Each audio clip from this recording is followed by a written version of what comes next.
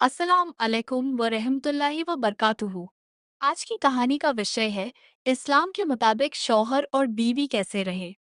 एक नए शौहर जब घर में दाखिल होता तो सबसे पहले अपनी बीवी को सलाम करता और कहता अस्सलाम अलैकुम। बीवी मुस्कुराकर जवाब देती वालेकुम अस्सलाम व रहमतुल्लाहि व बरकातुहू।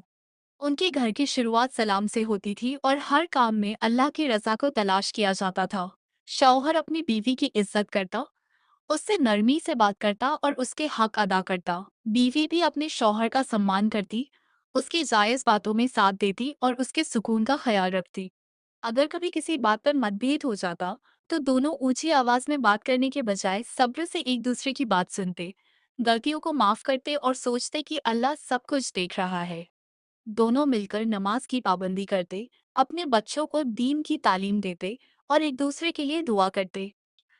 रसूलुल्लाह ने फरमाया, तुम में सबसे बेहतर वह है जो अपने घर वालों के लिए सबसे बेहतर हो।